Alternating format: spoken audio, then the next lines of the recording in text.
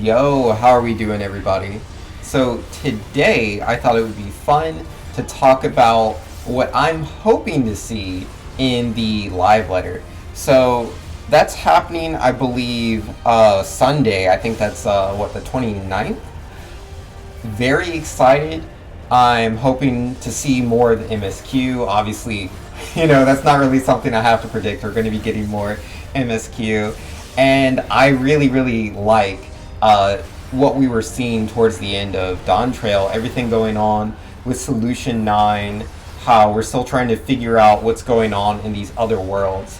And there's still some questions that haven't really been answered as far as, like, really what's going to happen to the citizens of Alexandria, because they rely on this system to essentially live multiple lives. Like, these people were having like panic attacks with the idea, that they might actually have to face death, or the people that like say they didn't have any souls left. So if we're shutting down living memory because it's unsustainable, I imagine that there's going to be some sort of effect going on with those citizens as well. And then also, like, their queen was ousted, the king died, so, they have the new king who's just like a baby? So yeah, I'm pretty curious about that. I wanna know, what's going to be going on with the Alexandrians. Are they okay with, like, the new person taking over? And then also, like, Luke Lamont is like their guardian. So, like, the Conqueror is also kind of the new ruler. Like, I don't know how much time exactly is supposed to be passing between, like, when we finish Dawntrail and then when the quests start up for 7.1. So that will be interesting to see. Also, I'm obviously expecting that we'll probably get, like, a new dungeon and maybe a new trial. That'll definitely be nice. I really, really like the dungeons in Dawntrail. The dungeons are just so much more interesting compared to a lot of the older ones. They just feel a little bit more dangerous. So I've been really enjoying that, and I'm curious to see what that's going to look like, because I imagine the dungeons are going to keep the type of design they've been going for. So yeah, I don't know exactly where the dungeon's going to take place at. There's a couple of places that I'm thinking about. Like, obviously, there's this aetheryte in that area outside of Alexandria, outside of Solution 9, I mean, specifically. Yeah, there's a whole aetheryte there that you don't really ever need to go to for the MSQ, which seems a little strange. So I imagine that, like, we'll get some quests that will lead us to that area, and that's probably where the new dungeon's going to be. And if it's not that, then I imagine it has to be where that giant crack is, like in Tyrell. How, like, southern and northern Tyrell are, like, kind of cut into. I think the legend was saying that it was like two giants that were wrestling that caused that. I don't know if that legend's true, if it's actually based on, like, Zodiark and Heidelin. Literally no idea.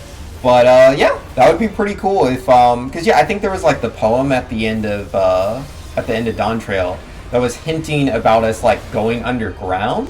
So there could be something going on with that as well. Again, not sure if that's going to be a dungeon trial or just quest.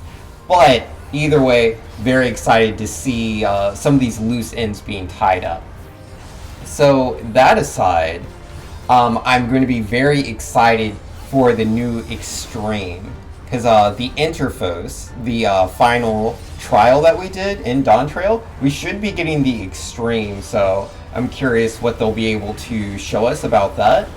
Obviously, like, the Endsinger trial back in Endwalker, like, that was a really, really hard Extreme. And I mean, at least, like, when it first came out.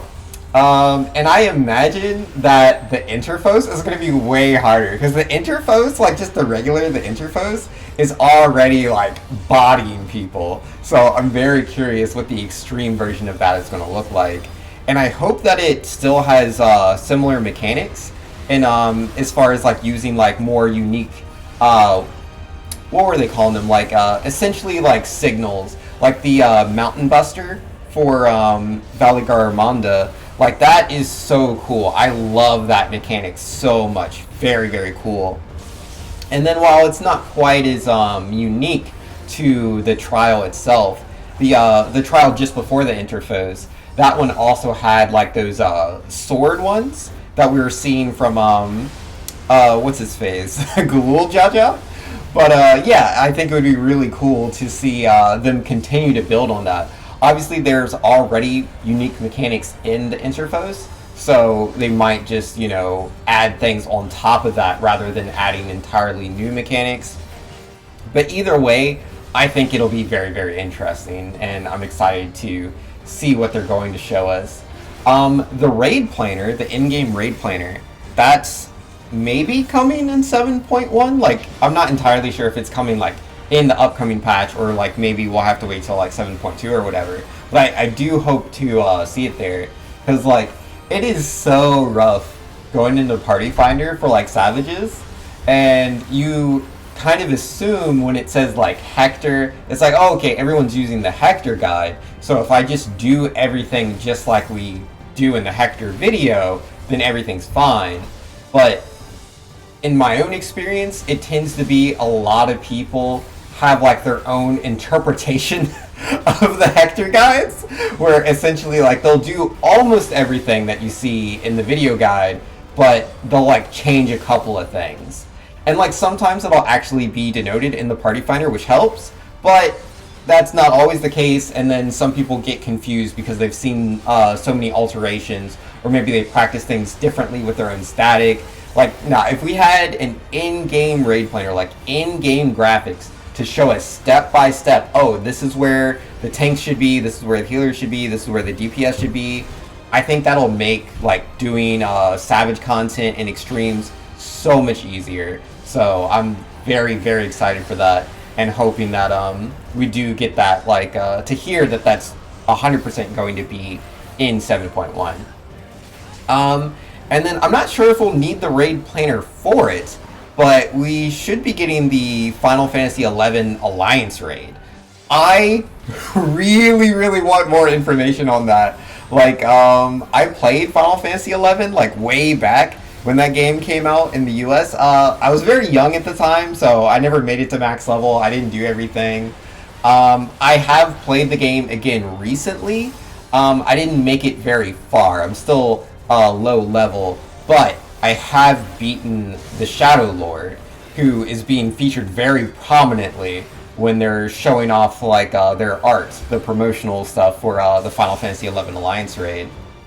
So I'm very curious, like, is this just going to be like legit? This is the same Shadow Lord from Final Fantasy XI. We're going to see more characters again from Final Fantasy XI, and they're exactly those characters, or is it going to be more like inspired by like Final Fantasy XI, just like how in like Dawntrail, for example, it's inspired by Final Fantasy IX.